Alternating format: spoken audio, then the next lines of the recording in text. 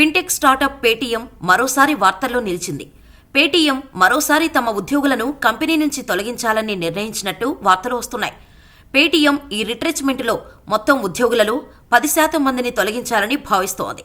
Paytm మాతృ సంస్థ 197 communications ఈసారి 1000 కంటే ఎక్కువ మంది ఉద్యోగులను తొలగించింది.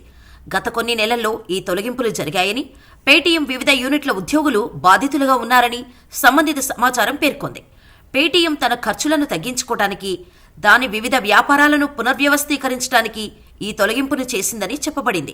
పేటీఎం ఈ తొలగింపులో దాని మొత్తం వర్క్ ఫోర్స్లో దాదాపు 10% మంది ప్రభావితమయ్యారు.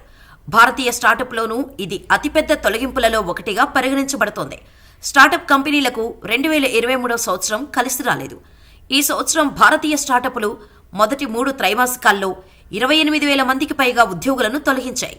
అంతకుముందు 2022 సంవత్సరంలో స్టార్టప్ కంపెనీలు 20,000 మందికి పైగా ఉద్యోగులను తొలగించగా, 2021లో 4,000 మందికి పైగా ఉద్యోగులను తొలగించాయి. ఫిన్టెక్ రంగాన్ని పరిశీలిస్తే ఈ నెలాఖరులోగా జస్ట్ మనీ మూసివేయబోతోంది.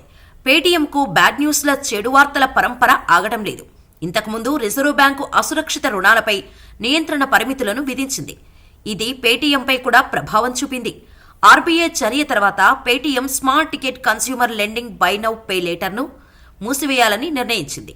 తాజా లేఆఫ్ల వల్ల ఈ 2 సెగ్మెంట్ల ఉద్యోగులు ఎక్కువగా నష్టపోయారని చెబుతున్నారు. ఒత్తిడిలో స్టాక్ పనితీరు.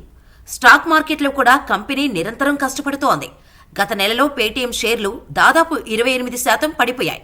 గత 6 నెలల్లో దీని ధర 23% పైగా తగ్గింది.